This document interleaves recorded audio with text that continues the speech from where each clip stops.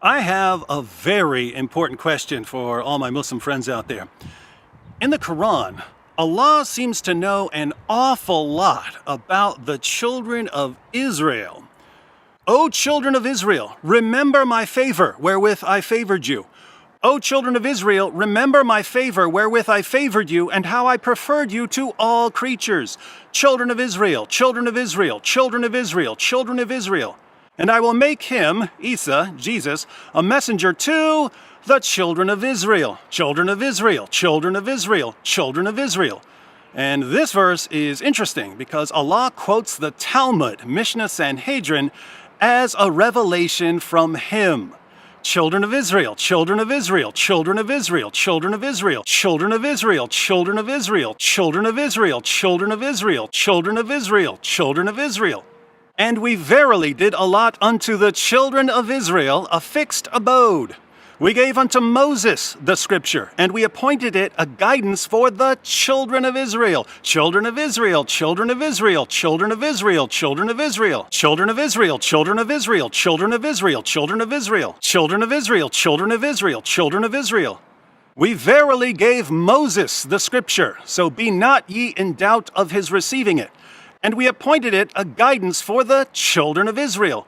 And we verily gave Moses the guidance, and we caused the children of Israel to inherit the scripture. Children of Israel, children of Israel. And verily we gave the children of Israel the scripture, and the command, and the prophethood, and provided them with good things, and favored them above all peoples. Children of Israel, children of Israel, children of Israel. Allah has all kinds of things to say about the children of Israel, both positive and negative, sometimes extremely negative. He talks about the children of Israel over and over again like a beating drum. Now for my question. We have dozens of Quran verses about the children of Israel. Where, oh where, does the Quran talk about the children of Palestine? Chapter and verse, where? So I wanted to check by myself. Let us see the result we will get when we search for how many times children of Israel was mentioned in the Quran. So let us check this Islamic site called About Islam. Okay, here we go. The children of Israel are addressed in the Quran many times. In fact, a major portion of the Quran consists of the story of Moses and Banu Israel, the children of Israel. Now, let us see how many times children of Palestine mentioned in the Quran. Interesting, the Quran does not mention Palestine even once. Many Muslims do not know that. Their Quran never mentions Palestine even once, and mentions the name Israel 43 times. Now, let us go to Quran.com and search again for how many times the children of Israel was mentioned. As you can see, we got 110 search results. And how about the word Palestine? No results found. So, that is proof what Dr. David was saying is true. Exactly. Nowhere. Not a single verse, not a single mention, not a peep about the children of Palestine. Why is it all about the children of Israel? Why doesn't Allah so much as acknowledge the children of Palestine, or Palestinians, or Palestine even once? Not a single solitary shout out. If I didn't know better, which I don't, I might think that Allah never mentions the Palestinians because the Palestinians as an ethnic group hadn't been invented yet. And spoiler alert, the Palestinians as an ethnic group didn't exist until more than 3,000 years after the children of Israel conquered the Holy Land from the river to the sea. Allah in the Quran has no clue that the children of Palestine, the Palestinians existed at all, because they hadn't been invented yet. In fact, you'll only find Palestine mentioned as a place in the Quran if you go to a modern Quran translation like the Hilleli Khan translation, which adds Palestine as commentary in parentheses in verses like Surah 5, verse 21.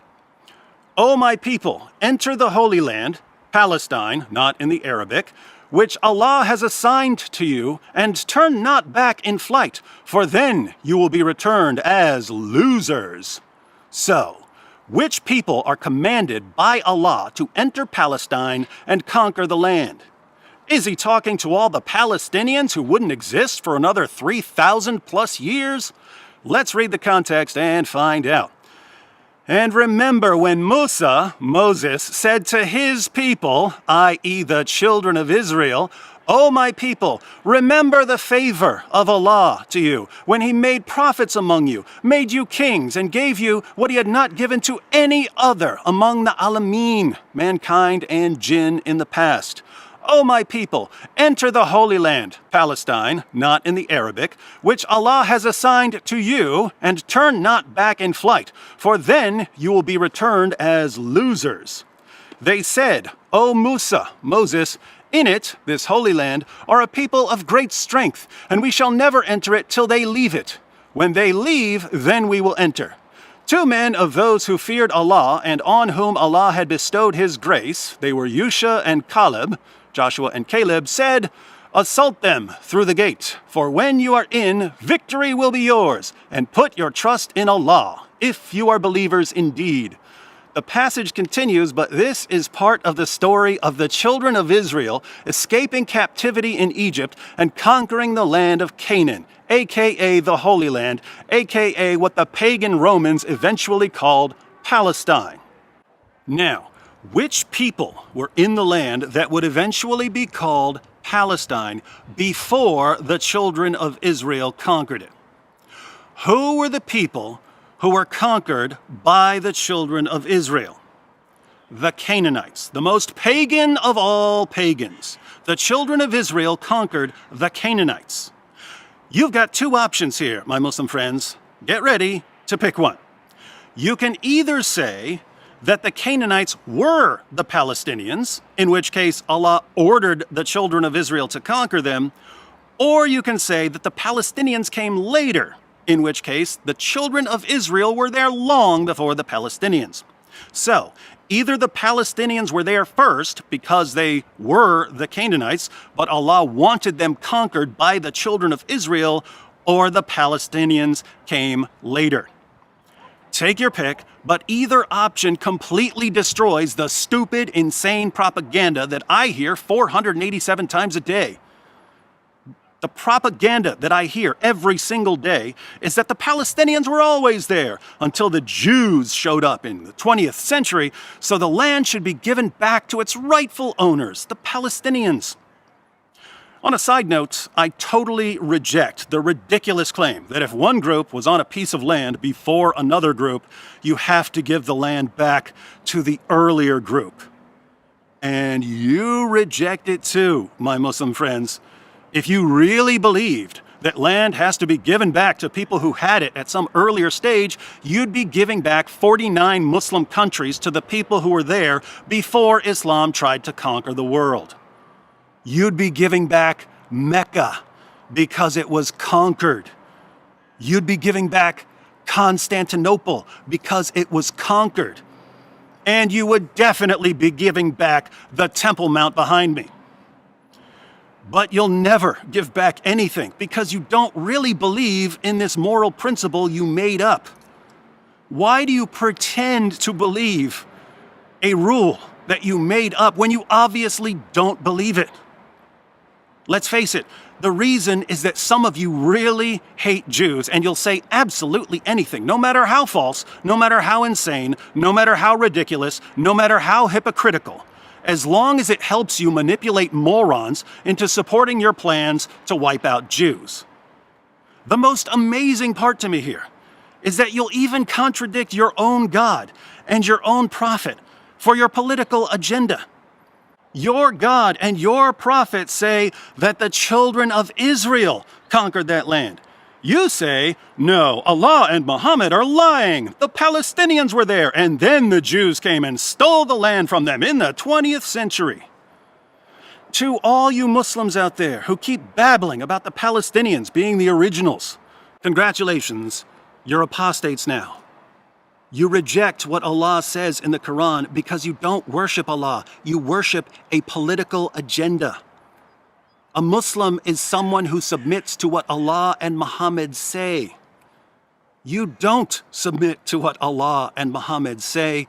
You submit to Hamas and social media jihadis and neo-Nazis and whatever brainwashed college group you're in. And that, not according to me, according to your God and your prophet, is the unforgivable sin of shirk. As for your thoroughly idolatrous pagan political agenda, do everyone a favor and just stop. Listen to the song You Can't Always Get What You Want by the Rolling Stones on repeat until the message finally sinks in. You're not getting Israel. It's not happening. Not today, not tomorrow, not during Ramadan, not for Christmas, definitely not for Hanukkah. Not on a boat, not with a goat, not in a house, not with a mouse. Take the L and do something constructive with your lives. Might I suggest using some of that high-octane protest energy of yours to call on Hamas to release the hostages and surrender?